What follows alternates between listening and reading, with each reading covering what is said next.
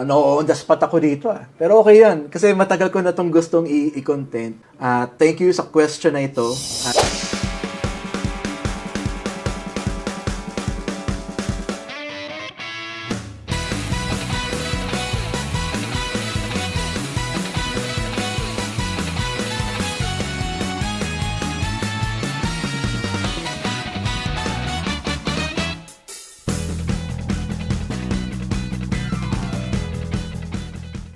Question dito sa kabila, Casey Gaviola Patuari. Sir, naka-FAA license po ba kayo? Yes po. Ako po ay licensed, certified. Hindi kasi license. Anyway, mayroon po akong FAA Aircraft Dispatcher Certificate. Kinuha ko po yon noong 2018. Yan. Yung FAA Dispatcher Certificate is, tingin ko kasi doon, yun na yung highest Yun na yung highest level pagdating sa flight dispatch, Kung magkakaroon ng EASA license yun sa European naman, given the chance, gusto ko rin kumuha nun para baga double degree, double license. Anyway, hindi, yun. FAA license po ako. Okay, so, going back, alin po maganda mag-aero bukod sa PhilSCA? PATS, FIATI, or HAU? HAU is Holy Angel, Holy Angel University. Naririnig ko na itong Holy Angel University na meron silang aviation courses, Pero kung ako papipiliin dun sa tatlo, PATS. PATS pa din. Bakit PATS? Maganda track record ng PATS. At talagang focused sila sa aviation. Lahat ng courses doon, aviation focused. So, you can expect na yung environment is din talaga, good for aviation students. Not to discredit naman yung FIATI o yung Holy Angel.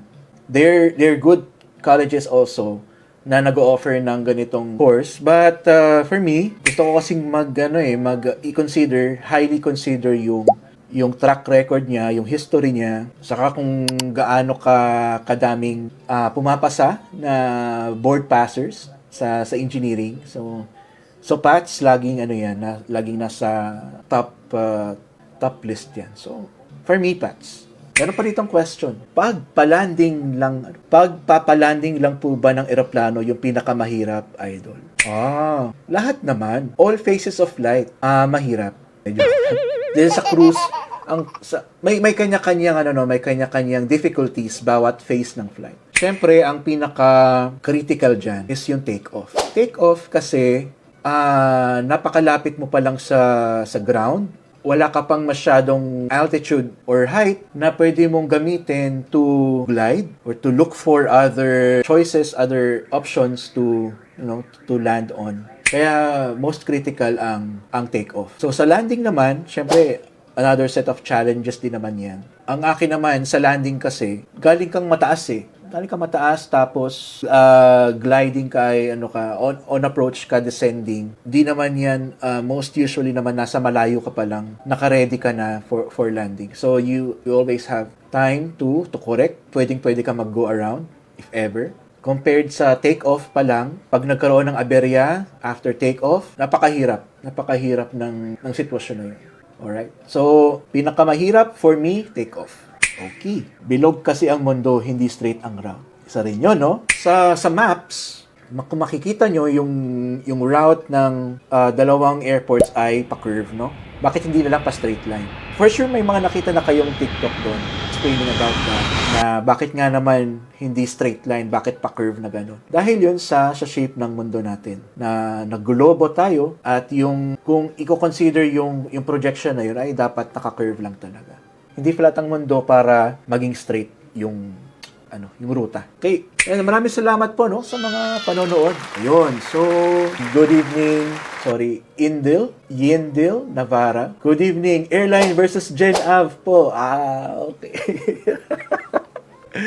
Sino ba maka-airline dyan? Hindi, ang dito, yung comparison between airline operations saka Gen Av or business aviation operations.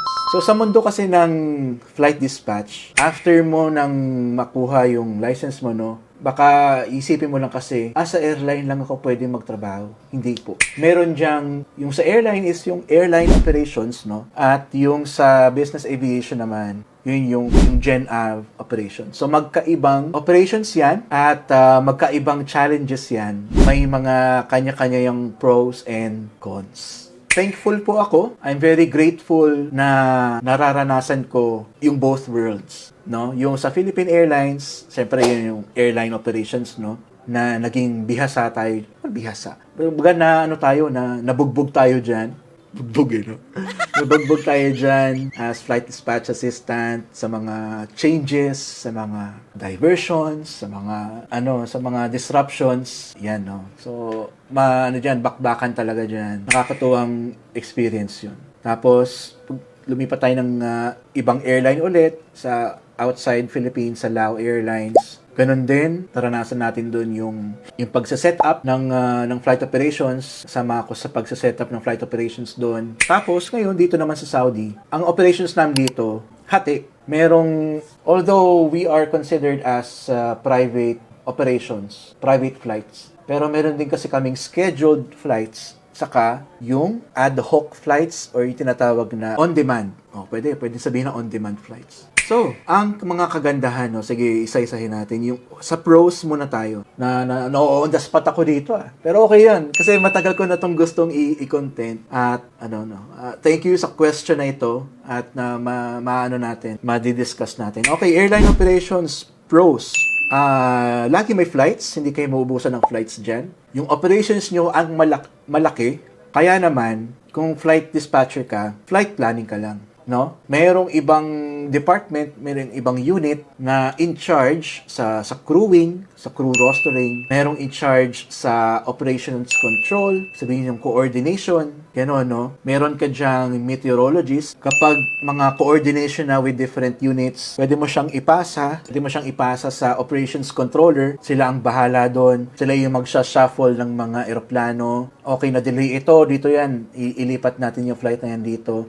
O paano natin mami-minimize yung delay dahil sa sira ng eroplano na ito. Si operations controller yun. Kumbaga si flight dispatcher, ang hinihintay na lang niya, magpapalit pa tayo ng eroplano.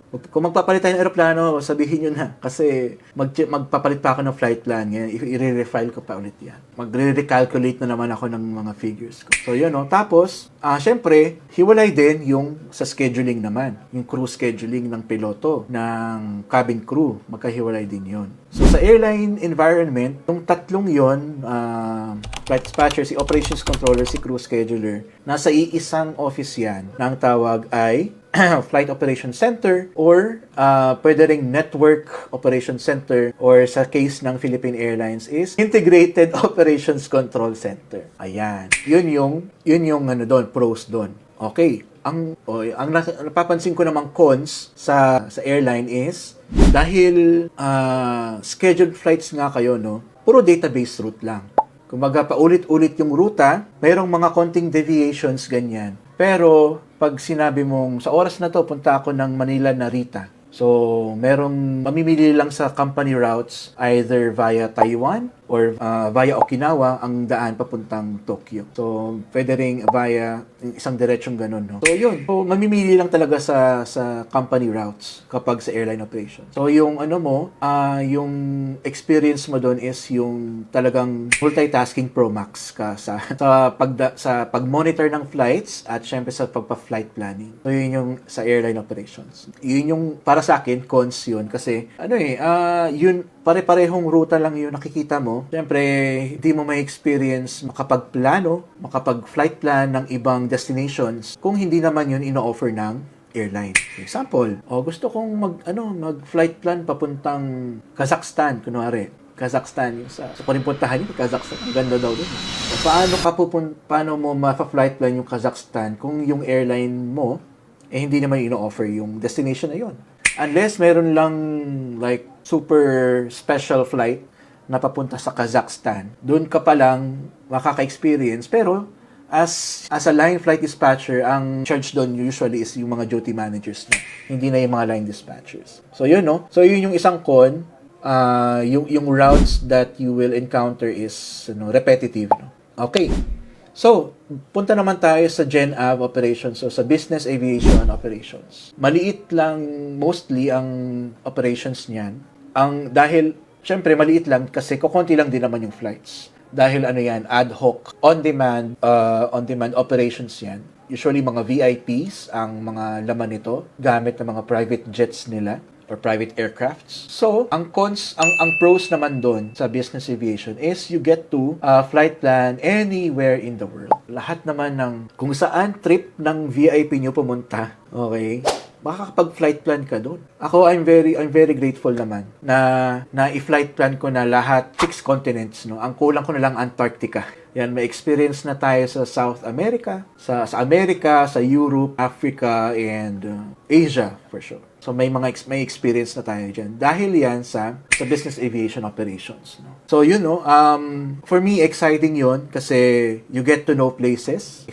Challenging din for me yung pagbi-build ng route kasi dahil hindi kayo madalas pumunta doon, most of the time, start from scratch yon. So, babasahin mo lahat ng restrictions ng countries. Pwede ka ba dumaan dyan? Pwede ka ba mag-overfly dyan? Ano ba yung, may gulo ba dyan? May restrictions ka ba dyan? Yun, no? So, very fun, very challenging for me as a flight dispatcher na makapag-build ng flight plan to a destination na hindi ko masyado nakikita. So, yun yung pros para sa akin. Ang cons naman yan, diba nabanggit ko kanina sa airline operations, kapag ikaw flight dispatcher, flight planning ka lang. Merong ibang may control sa operations control, meron ding crewing. Kapag ikaw naman sa business aviation, lahat yon ikaw. O, diba?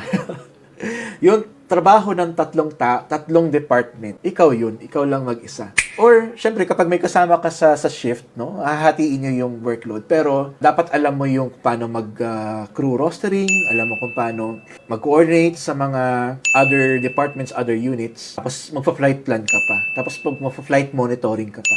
So, yun yung cons doon. Kung makikita mo siya as cons, edi, okay, mahirap naman talaga kung sa mahirap. Kasi lahat ikaw. Hindi naman laging may flight. Kumbaga, sabihin natin, in a month, you will only have like 20 flights a month. Pwedeng ganon. Hindi naman yung katulad ng airlines na laging everyday, meron kang 50 to 80 flight plans na ginagawa sa isang buong araw. So, yun yung differences. No? Ayan. So, yun yung yung pros and cons ng airline sa general aviation. Okay. Yan, sana nasagot ko. Yun deal, di ba? yung tanong mo, no? Hirap, no? Alright. Balik tayo sa mga questions dito. STEM siya. Yes, okay yung STEM, no? Magandang, kasi ang mo doon, ang origin. Okay. Basta ang pundasyon mo doon ay science, technology, engineering, math. Yung ba ibig sabihin ng STEM? Ko alam eh. Pero yan, no? So, pwede po ba magpiloto, sabi ni Olivia Santiago, pwede po ba magpiloto kahit HUMS yung kinuha sa high school, senior high school? HUMS is around more on humanities. Ganun ba yun? Walang problema doon. Kahit HUMS nga yan, kahit hindi STEM, kahit non-aviation, pwede ka maging piloto. Nasa flight school lahat, yan. Tuturuan ka sa flight school. Kuya, paano, sabi ni Drag Daler, Kuya, paano ba nag-work PhilSCA after high school? Yung question mo ba is paano makapasok ng PhilSCA after high school? Ito ang alam ko dyan sa PhilSCA, no? Siyempre, sila lang yung university na nag-o-offer ng BS Air Transportation Major in Flying or BSAT na tinatawag. 4-year course na may kasamang flying tapos libre pa ng government dahil scholar ka. So, yun yung BSAT, no? So, kung paano mag-enroll after high school, ang alam ko dyan, nag-o-open lang yung applications nila for BSAT every December para sa susunod na school year, no? So, para ngayong school year, tapos na yung applications nila, mag-i-exam na lang sila for entrance exam, no? Sa pang March yata, April, ganun. Para mag-start sila sa June. Yun yung pagkakalam ko, I look into it more pa sa susunod. Pero yun, no, meron lang yung window na pwede kang mag-apply. Check their page, PhilSCA. Tapos meron ding account, may nakita akong magandang social media account, ang pangalan niya, Student Pilot Hanse. No? Nagko-content siya ng tungkol sa BSAT, about sa PhilSCA. So, marami siyang insider info na nasa-share na very helpful sa inyo kung balak nyo mag-PhilSCA. Alright. Kung nagustuhan niyo po itong content ko, please like and share this video to your family and friends. Follow and subscribe na rin po sa akin para sa mga future aviation related contents. Maraming salamat po. Safe flight!